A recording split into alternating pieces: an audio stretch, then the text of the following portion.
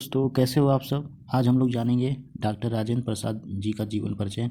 मैं आशा करता हूं दोस्तों आप लोग इसे एक बार सुनने के बाद आप लोग को पूरा अच्छी तरीके से याद हो जाएगा और आप लोग एग्ज़ाम में जाकर खूब अच्छी तरीके से इसको लिख पाएंगे। तो चलिए स्टार्ट करते हैं डॉक्टर राजेंद्र प्रसाद जी का जीवन परिचय। ठीक है, तो देखिए दोस्तों, डॉक्टर राजेंद्र प्रसाद जी का पूरा नाम डॉक्टर राजेंद्र प्रसाद है। इनकी धर्म हिंदू है और इनका जन्म 3 दिसंबर 1884 को, और इनका जन्म स्थान कहाँ पर है दोस्तों? बिहार में। ठीक है, इनके माता और पिता, इनके पिता का नाम इनके माता का नाम कमलेश्वरी देवी और पिता का नाम महादेव सहाय। इनका विवाह राजवंशी देवी से हुआ था। कब हुआ था? 1896 ईस्वी में हुआ था। और इनकी मृत्यु 28 फरवरी 1963 पटना बिहार में हुआ था दोस्तों। तो डॉक्टर राजेंद्र प्रसाद जी हमारे देश के पहले राष्ट्रपति भी रह चुके हैं। तो डॉक्टर राजेंद्र प्रसाद स्वतंत्र भारत के प्रथम राष्ट्रपति थे। 26 जनवरी 1950 को जब हमारा भारत गणतंत्र हुआ पूर्ण रूप से, तब उन्हें राष्ट्रपति पद से सम्मानित किया गया था। किनको? डॉक्टर राजेंद्र प्रसाद को। ये आप लोग टॉपिक में खूब बढ़ा चढ़ा कर अगर लिखेंगे तो नंबर काफ़ी अच्छा मिलेगा आप लोग को। तो आज़ादी के बाद बनी पहली सरकार में डॉक्टर राजेंद्र प्रसाद को पंडित जवाहरलाल नेहरू की सरकार में कैबिनेट मंत्री के तौर पर खाद्य व कृषि विभाग का काम सौंपा गया था।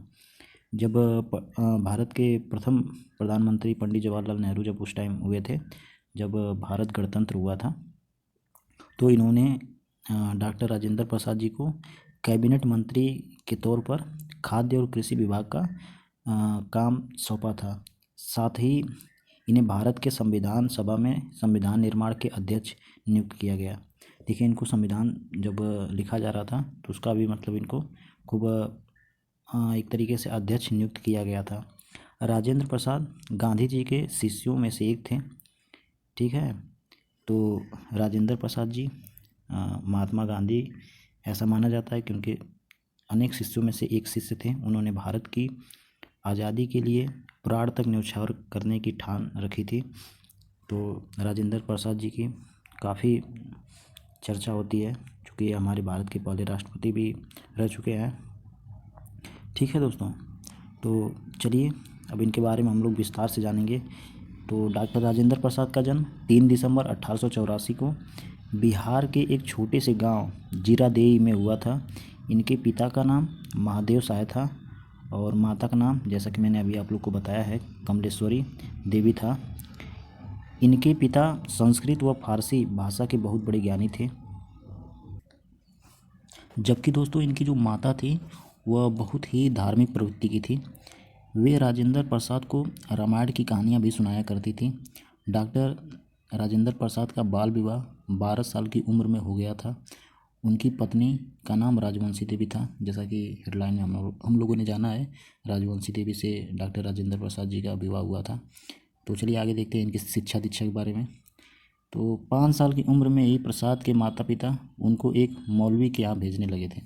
जब दोस्तों ये 5 साल के थे राजेंद्र प्रसाद, तो इनको इनके पिता एक मौलवी के पास भेजते थे ताकि वे फारसी, उर्दू, हिंदी का ज्ञान प्राप्त कर सकें। क्योंकि मौलवी हैं तो वो फारसी, उर्दू और हिंदी ही सिखाएंगे। मेरा मानना है दोस्तों, उसके आगे क्या होता है, डॉक्टर राजेंद्र प्रसाद की प्रारंभिक शिक्षा उन्हीं के गांव जीरादेई में हुई। पढ़ाई की तरफ उनका रुझान बचपन से ही था दोस्तों। जो डॉक्टर राजेंद्र प्रसाद थे, ये स्टार्टिंग में एक मौलवी के पास जाया करते थे ताकि वहाँ से फारसी, उर्दू, हिंदी आदि का ज्ञान प्राप्त कर सकें। और जब इनकी पढ़ाई का जबकि इनका जो पढ़ाई था, इनका बचपन से ही रुझान था पढ़ाई की तरफ। मतलब एक तरीके से बहुत ही तीव्र स्वभाव के व्यक्ति थे। अपने भाई महेंद्र प्रताप के साथ वे पटना के टी.के. घोष एकेडमी में जाने लगे। अब देखिए, बचपन की पढ़ाई से होते होते अभी बड़े हो रहे हैं और वहीं पर कोई एक टी.के. घोष कोई एकेडमी है, वहाँ पर ही जाने लगते हैं दोस्तों।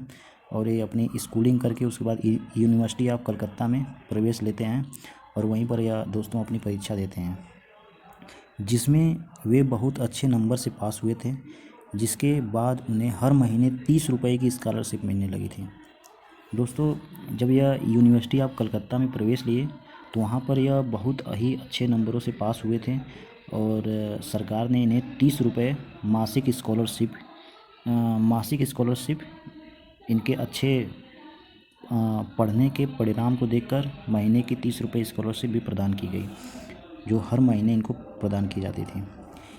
उनके गांव से पहली बार किसी युवक ने कलकत्ता विश्वविद्यालय में प्रवेश पाने में सफलता प्राप्त की।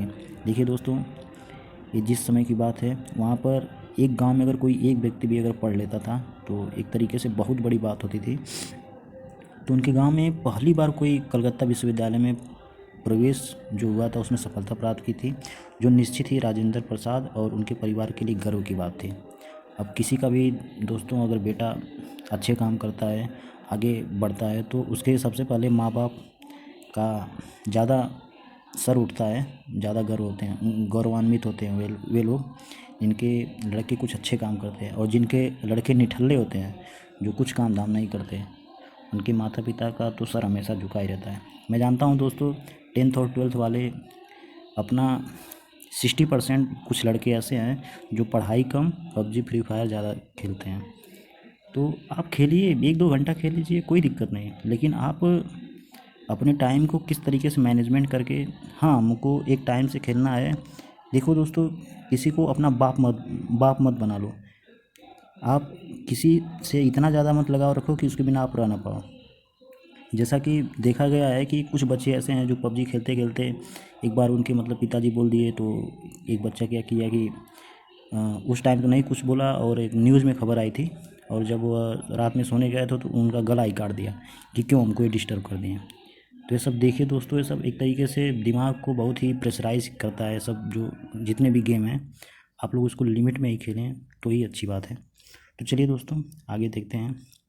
1902 में प्रसाद जी प्रेसिडेंसी कॉलेज में दाखिला लेते हैं, जहाँ से वे स्नातक करते हैं, और 1907 में यूनिवर्सिटी ऑफ कलकत्ता से इकोनॉमिक्स में एमए करते हैं, और 1915 में कानून में मास्टर की डिग्री पूरी की कानून की डिग्री भी यह पूरी करते हैं 1915 में, जिसके लिए उन्हें गोल्ड मेडल से सम्मानित किया जाता है दोस्तों। इसके बाद उन्हें कानून में डायरेक्ट की उपाधि भी प्राप्त होती है, और इसके बाद पटना आकर वकालत करने लगते हैं दोस्तों। ये वापस फिर अपने शहर चले आते हैं बिहार, और वहाँ से वकालत करने लगते हैं, जिनसे इन्हें बहुत धन और नाम मिलता है दोस्तों। क्योंकि अगर कोई किसी भी चीज़ को अगर शिद्दत से चाहता है, मेहनत से चाहता है, तो वह चीज़ तो उसको मिलती है। और आजकल देखिए, आजकल भी बहुत लोग फेमस हो जा रहे हैं। एक छोटे से काम को लेकर ही अगर वो अग्रसर हैं तो एक ना एक दिन फेमस हो जा रहे हैं। आप अगर एक बार अगर सोशल मीडिया फेमस हो गए तो समझिए आपकी धन और नाम में कोई कमी नहीं रहेगी। रोज़ आपके धन आएंगे, रोज़ आपके नाम बढ़ते जाएंगे। इसीलिए कहा गया है दोस्तों, साहस बुद्धि धैर्य शक्ति पराक्रम, कुछ ऐसी चीज़ें होती हैं दोस्तों जो आदमी के अंदर हमेशा होनी चाहिए। ठीक है, उसको हमेशा धैर्य रखनी चाहिए। नहीं सफल हो रहा है तो एक बार फिर प्रयास करना चाहिए, लेकिन उसको लगे रहना चाहिए, गिव अप नहीं करना चाहिए दोस्तों। सादगी, सेवा, त्याग, देशभक्ति और स्वतंत्रता आंदोलन में इन्होंने अपने को पूरी तरीके से झोंक दिया। डॉक्टर राजेंद्र बाबू अत्यंत सरल और गंभीर प्रकृति के व्यक्ति थे। यह एक तरीके से इतने सरल और गंभीर व्यक्ति थे, वे सभी वर्गों के लिए समान व्यवहार रखते थे, चाहे उनके सामने कोई छोटा आदमी चला जाए, चाहे बड़ा आदमी चला जाए, बहुत ही प्यार से ही बात करते थे। यह आगे देखते हैं दोस्तों, इनकी राजनीतिक करियर के बारे में, कि बिहार में अंग्रेज़ सरकार ने नील के खेत थे। देखिए, जब यह वकालत बिहार में करते थे तो बिहार में अंग्रेज़ सरकार नील की खेती करवाती थी। सरकार अपने मजदूरों को उचित वेतन नहीं देती थी। ठीक है, उनसे किसानों से नील की खेती तो करवाती थी, जबकि उनको भरपूर दाम जो नील का मिलना चाहिए उसे नहीं देती थी। 1917 में गांधी जी ने बिहार आकर इस समस्या को दूर करने की पहल की। जब वहाँ पर महात्मा गांधी जी आए थे साबरमती आश्रम में, तो वहाँ पर इन्होंने इस समस्या को दूर करने की बहुत बड़ी पहल की थी। उसी दौरान डॉक्टर राजेंद्र प्रसाद गांधी से मिलने उनकी विचारधारा से बहुत प्रभावित हुए थे।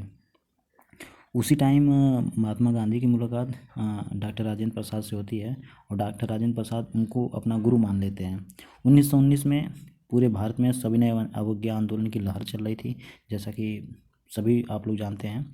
गांधी जी ने सभी स्कूल सरकारी कार्यालयों का बहिष्कार करने की अपील करते हैं, जिसके बाद डॉक्टर राजेंद्र प्रसाद ने अपनी नौकरी छोड़ देते हैं। उसके बाद ये जब अपील करते हैं सरकारी कार्यालयों का बहिष्कार करिए आप लोग, भारत के जितने भी स्वतंत्र नागरिक हैं, तो डॉक्टर राजेंद्र प्रसाद भी अपनी जो वकालत की नौकरी है उसको छोड़कर आंदोलन में कूद पड़ते हैं। इसके बाद दोस्तों चंपारण आंदोलन के दौरान राजेंद्र प्रसाद जी गांधी जी के वफादार साथी बन जाते हैं और गांधी जी के प्रभाव में आने के बाद उन्होंने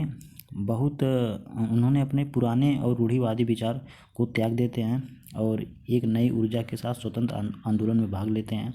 1931 में क्या होता है दोस्तों, कांग्रेस ने आंदोलन छेड़ देते हैं। जो कांग्रेसी होते हैं वो आंदोलन फिर से छेड़ देते हैं। इस दौरान डॉक्टर राजेंद्र प्रसाद को कई बार जेल जाना पड़ता है। 1934 में इनको बम्बई कांग्रेस का अध्यक्ष बनाया जाता है। देखिए जो कांग्रेस की पार्टी है दोस्तों, बहुत पुरानी पार्टी है। इतनी पुरानी पार्टी है कि समझिए कि जब ईस्ट इंडिया कंपनी चल रही थी उससे मिलता जुलता 1800 से चली आ रही है, तो वहीं से इसका निर्माण होता है दोस्तों। ठीक है, 1942 में भारत छोड़ो आंदोलन में इन्होंने ये भाग लेते हैं और जिस दौरान वे गिरफ्तार हुए, नज़रबंद तरीके से इन्हें रखा जाता है। 15 अगस्त 1947 को भारत को स्वतंत्रता प्राप्त होती है, लेकिन संविधान सभा का गठन उससे कुछ समय पहले ही कर लिया जाता है। संविधान का निर्माण दोस्तों भीमराव अम्बेडकर, जो कि आप लोग जानते हैं, वो डॉक्टर राजेंद्र प्रसाद के मुख्य भूमिकाएं निभाते हैं। भारतीय संविधान समिति के अध्यक्ष डॉक्टर राजेंद्र प्रसाद चुने जाते हैं। ये चूँकि मैंने आपको पहले अगर आप लोग को थोड़ा सा ध्यान होगा तो पहले मैंने बताया था कि इनको जो संविधान सभा का अस्थाई एक तरीके से अध्यक्ष बनाया जाता है। संविधान पर हस्ताक्षर करके डॉक्टर राजेंद्र प्रसाद इसे मान्यता देते हैं कि संविधान पूर्ण रूप से लागू हो जाए और 26 जनवरी 1950 को भारत में ये संविधान लागू हो जाता है और डॉक्टर राजेंद्र प्रसाद उस टाइम प्रथम राष्ट्रपति के पद पर सवार होते हैं, शामिल होते हैं। 1957 में फिर राष्ट्रपति चुनाव होते हैं और जिसमें दोबारा राजेंद्र प्रसाद जी को राष्ट्रपति बनाया जाता है। वे पहली व आखिरी बार था जब एक ही इंसान 2 बार लगातार राष्ट्रपति बना था। ठीक है दोस्तों, और अब देखते हैं क्या होता है। 1962 में दोस्तों इनको सर्वोच्च पद से विराजमान इनको रहने दिया जाता है और 1962 में ही अपने पद को त्याग कर पटना चले जाते हैं और बिहार विद्यापीठ में जाकर रहने लगते हैं और जन सेवा कर जीवन व्यतीत करने लगते हैं। लोगों की सेवा करके अपना जीवन यापन करने लगते हैं। डॉक्टर राजेंद्र प्रसाद को मिले अवार्ड व सम्मान। देखिए दोस्तों, इनको कई अवार्ड और सम्मान भी मिले हैं। सन 1962 में अपने राजनीतिक सामाजिक योगदान के लिए इन्हें भारत के सर्वश्रेष्ठ नागरिक सम्मान भारत रत्न से नवाजा जाता है। ये विद्वान, प्रतिभाशाली, दृढ़ निश्चयी व उदार दृष्टि वाले व्यक्ति थे। डॉक्टर राजेंद्र प्रसाद की मृत्यु 28 फरवरी 1963 को हो जाती है और इनके जीवन से जुड़ी बहुत सी ऐसी घटनाएं हैं जो ये प्रमाणित करते हैं कि डॉक्टर राजेंद्र प्रसाद बहुत ही दयालु और निर्मम स्वभाव के थे। भारतीय राजनीतिक इतिहास में उनकी छवि एक महान और विनम्र राष्ट्रपति की है दोस्तों। तो आशा करता हूँ कि डॉक्टर राजेंद्र प्रसाद जी के बारे में आप लोगों ने खूब बढ़िया तरीके से समझा होगा। पूरी प्रक्रिया को अच्छी तरीके से आप लोग अगर समझे हैं तो लाइक कर दीजिएगा और सब्सक्राइब कर दीजिएगा चैनल को, और मिलते हैं नेक्स्ट वीडियो में कुछ नई जानकारी को लेकर। तब तक के लिए धन्यवाद दोस्तों।